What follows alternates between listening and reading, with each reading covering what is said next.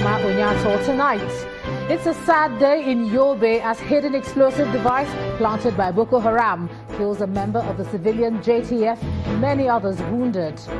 Fresh fighting in southern Kaduna claims 12 lives. State government promises to launch special operation to contain the clashes.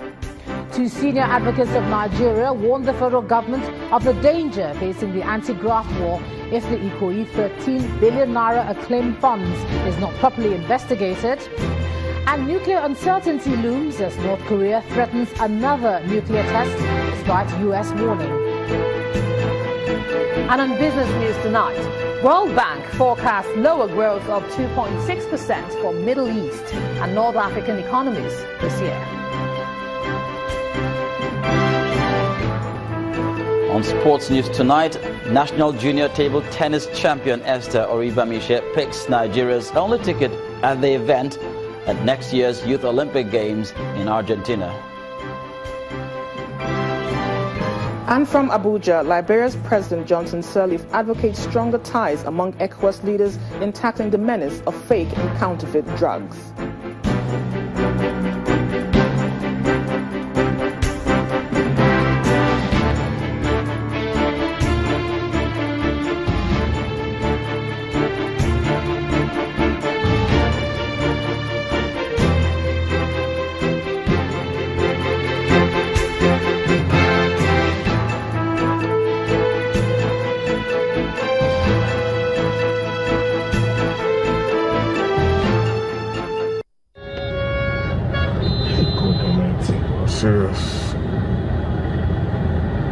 The flames you can see now engulfed an 18-seater yellow bus said to be coming from the Lagos Island area through Alaka to Otodo-Gbame. Some passengers are believed to have been trapped in the bus waiting for rescue. But as you can see, that has proven difficult as rescue operations have been hampered by the raging fire. The exact location of the incident is the Alaka Bridge, very close to the National Stadium in Surulere. It's not clear exactly how many people were on the bus, but reports say there are fatalities as it flipped over. Eyewitness accounts say the wounded passengers have been taken to an undisclosed hospital. One person has been reported dead while 7 others are receiving treatment after Boko Haram terrorists ambushed the vigilante group in Yobe State, northeast Nigeria.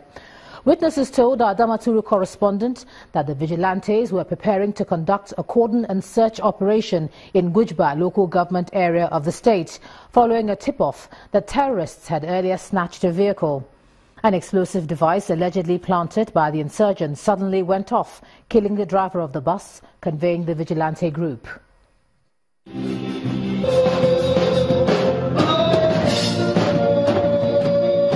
Two sounds rent the air in Yobe State.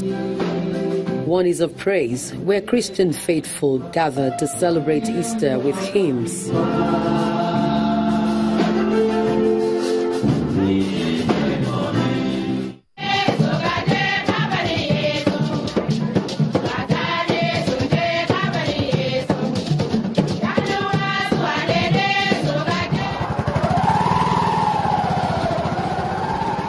The other is a sound of panic resulting from an attack by a suicide bomber allegedly connected to the Boko Haram sect.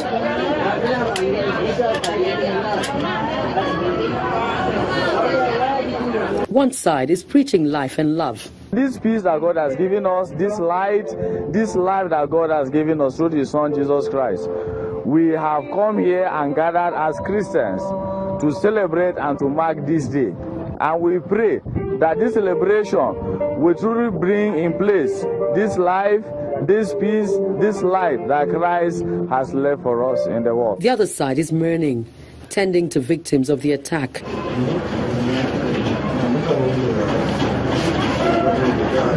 An ba da labarin yaran nan zuwa Alhamis. An ce an gansu wajen wuli a kowanne suka tafi aka karbi mota a hannunsu.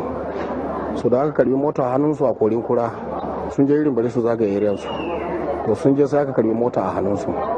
So da aka karbi mota a hannunsu sai aka zo aka ba mu labari kaza gashi abin da yake faruwa. Har ne ce to in dai haka ne bari mu sa a jaye su a bizin gurin. Da mutanen gari mu sake an rakawa escorting wayansu su je su duba gurin. A coin has two sides, and whenever it is tossed, it produces two results, heads or tails. And just like Yobe State, it appears it's either life or death. Meanwhile, Nigerian Army troops have cleared Boko Haram terrorists out of Jarawa and its environs in Kalabalde local government area of Borno State. This was contained in a statement from the Director, Army Public Relations, Brigadier General Sani Usman. He says troops of 3 Battalion, 22 Brigade on Operation Lafia Dole, who had launched an offensive on a suspected terrorist location based on a tip-off, came under heavy fire at Jarawa village. The army troops returned fire and then went ahead to clear the insurgents from 9 other neighboring settlements. During the operation, 21 Boko Haram fighters were killed, while 1,623 residents of Jarawa were rescued from the terrorists.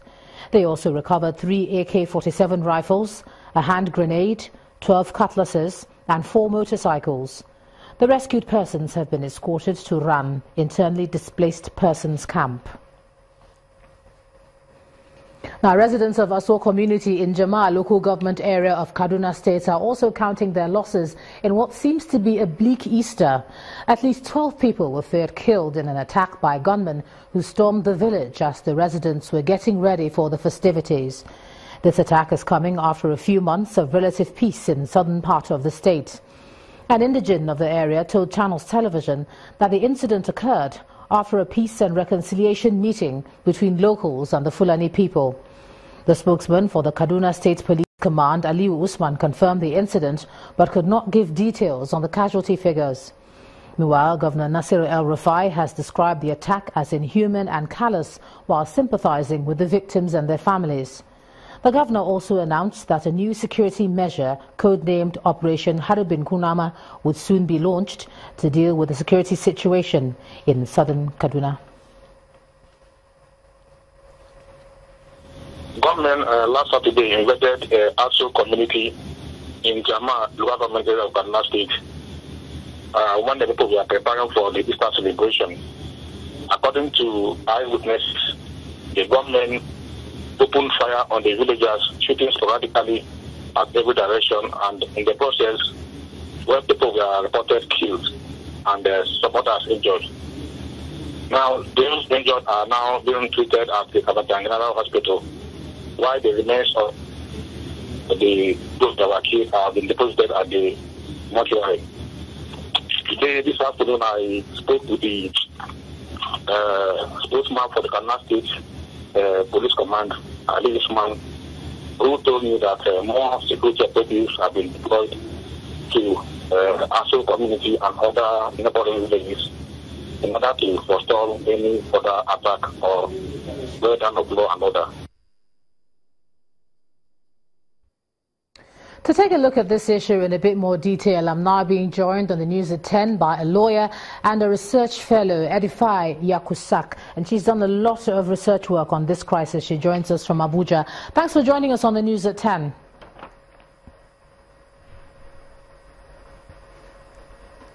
Thank you very much for having me. Fantastic. Now, 12 people have been killed in this latest attack. You've done a lot of research on the crisis that's going on in Kaduna State, and what would you say is responsible for these attacks?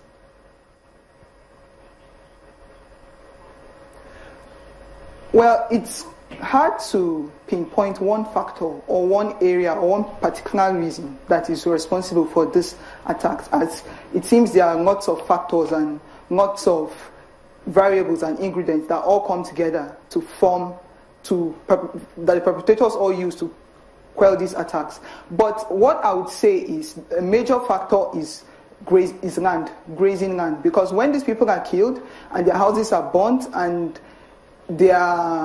everything is plundered, the perpetrators of these acts go back there to graze. So I think grazing land, basically, it's a major factor in these attacks.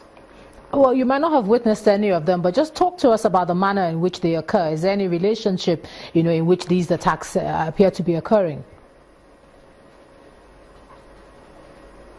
That's what baffles me, because the attacks are uncoordinated and they are carried out in the most barbaric and inhumane ways possible.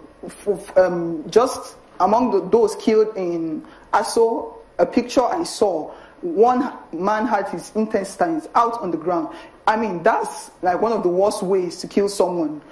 Helpless, they are helpless, they can't defend themselves, and they are being attacked when they are most vulnerable, when their festivities are around the corner, when they are in their farms, when they are asleep and they can't defend themselves. So I think there is no particular way. It's sad. It's really, really sad. Beyond it being sad, what are some of the steps that you think would be necessary for peace to return to the area? You keep talking about they. Which groups exactly are you referring to? Well, that's one of the problems. We don't know, per se. Yes, we hear Fulani have attacked an area. If we knew them, then dialogue would be easy. Then we could have dialogue and maybe try to find out ways. Oh, what's the problem? What's the matter? Why are you attacking these people? But we don't know them. They attack and they return to their bushes and they return to wherever they are hiding or wherever they are coming from. So it's kind of hard to actually pinpoint who is behind it and what to do about it. But what I would say is the government needs to be actively involved. It should take proactive steps to quench these attacks once and for all. I believe if the president, the commander-in-chief of the armed forces, gives a marching order today, I strongly believe that in 48 hours or more or less, these people will be fished out and peace will return to southern Kaduna. But I think we can't really see much being done. All right, legal practitioner and research fellow Edify Yakusak, thank you for sharing your thoughts on the news at 10 tonight. Now, how are the people in internally displaced persons camps spending their Easter holiday? Well, our correspondent Larry Lasisi spent some time in one of these IDP camps in the nation's capital, Abuja, to see what life is like there.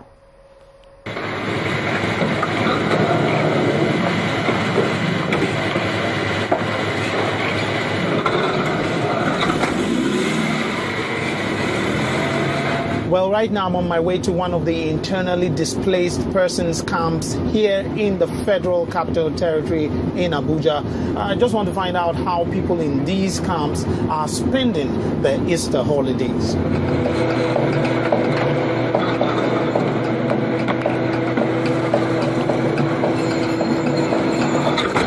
So I'm here at one of the camps in the FCT. I'm told it's called the New Kuchingoro Camp. I'm going to see if I can find one of the leaders here to speak with. Here are some boys playing drums. One of the leaders takes me around the camp that is said to be home to over 1,800 people. He says the Easter period has not been like other festive periods. People just are sitting, no do anything, just are sitting down. Some they are playing a card, some they are sleeping, some they are just story about life, whatever what is going back. If you look at the children for the camp, you can see like we lost somebody. Everybody tight or like that. So most of the things, people at the time we holiday or Salah, Christmas lighting, we get support, but now we don't get anything. But we thank God we celebrate. He says they've been here for about 4 years and would like to go back to their communities with adequate support from the federal government. We need support from government before to go back to the various, because if we move back to the, so we don't get houses, no food to eat, no clinic, no school, and to go back is not easy. But we need to go back. Home is a home. Well, it appears it's a very quiet day here at the IDP camp. Not what one may have expected. You'd have thought maybe a lot of people will be coming in here with gifts and coming to spend time with them. But as one of their leaders say, it's still a happy Easter. Lanre Lasisi, Channels Television News. In part 2, after the break, Abuja Airport is ready ahead of the April the 19th deadline. That's in a moment. Just stay with us.